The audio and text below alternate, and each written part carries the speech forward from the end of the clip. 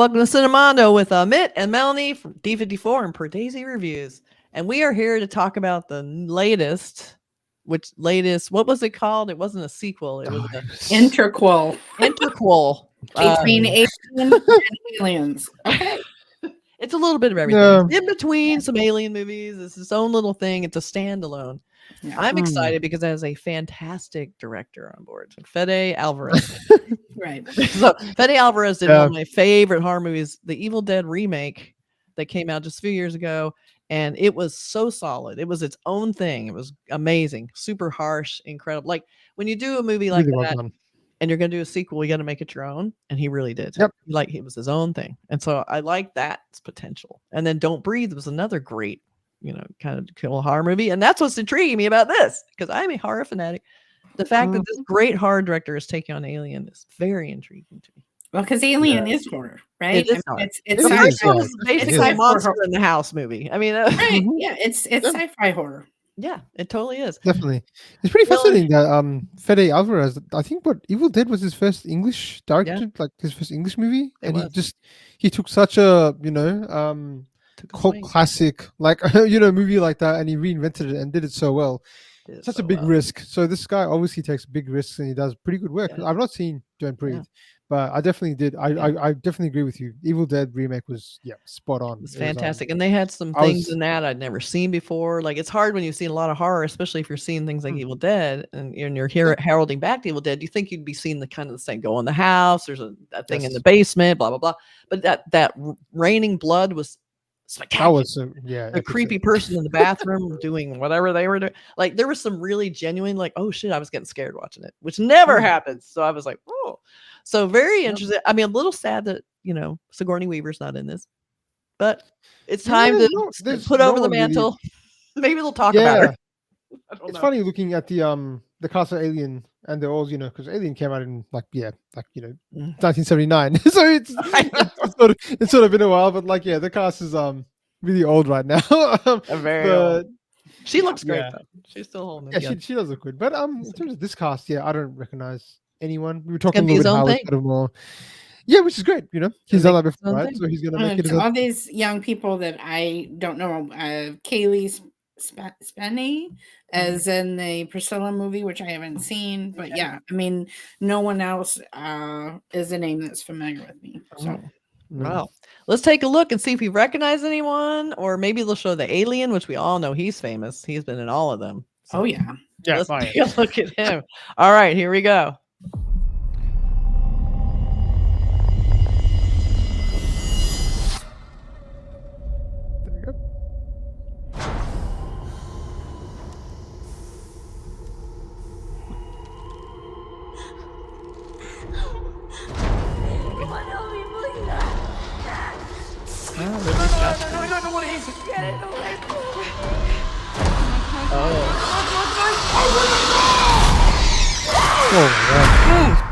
Wow. Run.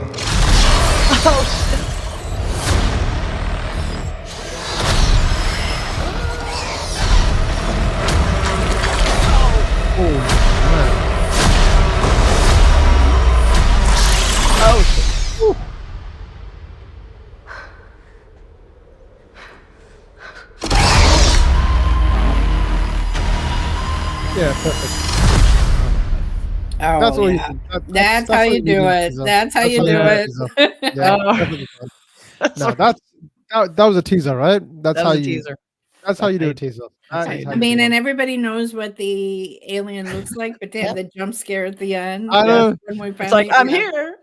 The star, everyone's, and they had the face huggers, and so you're seeing they started sort of bringing in a few of the tropes, and we didn't see anything super new. I did love seeing the pod being all full of blood, like, oh, what happened there? It's like, what an intro. That was just so well done. It just draws you in, the soundscape, the music.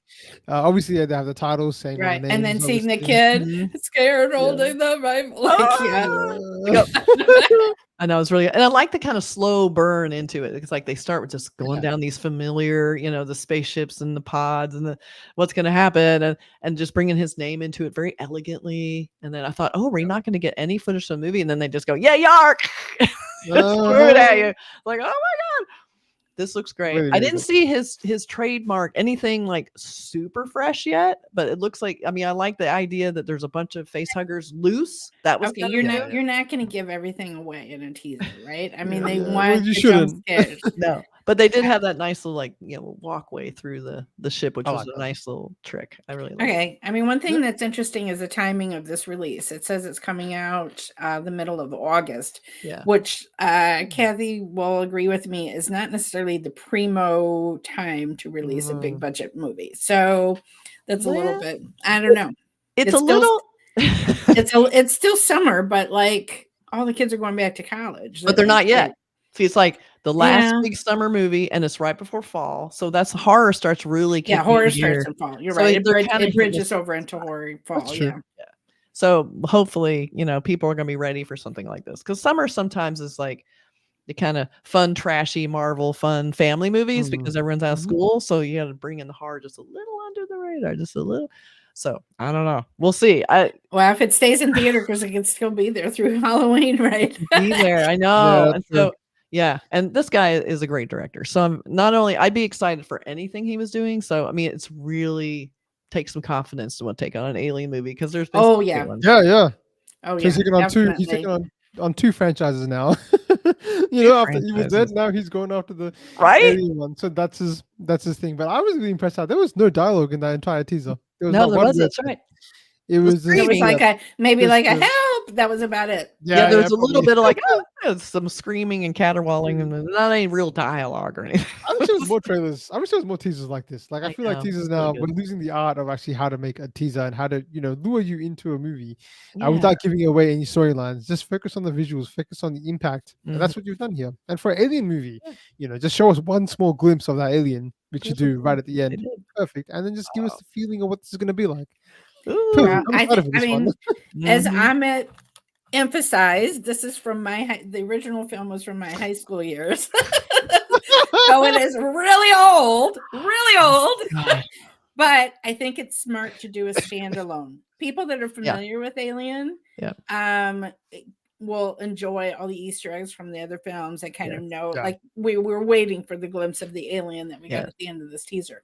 But I think it's very smart to do a standalone that we don't have to know. You know, a young person coming to this who hasn't seen all the other Alien movies won't have to have seen all of those to enjoy it. That's like right. they're saying from the beginning, this is a standalone. It's a standalone. I think that's smart.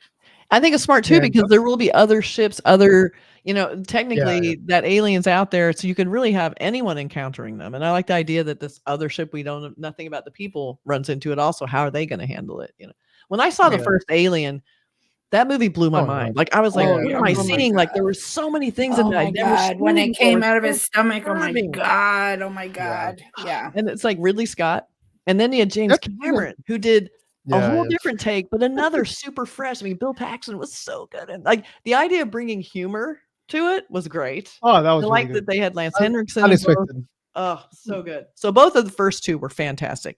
They took a little bit of a slant down. They were always entertaining, but I've enjoyed all of the Alien movies. But the first two, classics. I mean, so good. I love those.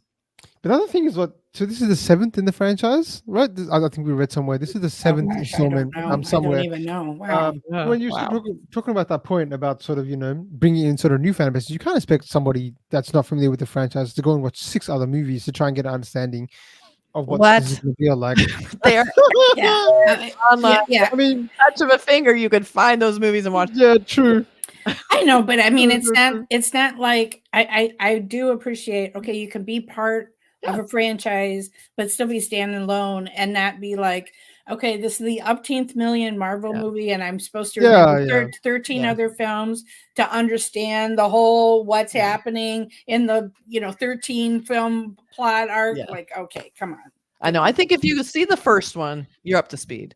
If you see the second one and the first one, you're deep enough in it, you'll understand anything. Because I mean, those are really the only two I'd super recommend. I don't really the other. I did not like Prometheus. I thought that was the dumbest scientists on the entire world were in that movie. They're doing the dumbest stuff. Like the thing I like about these movies is the people are being smart.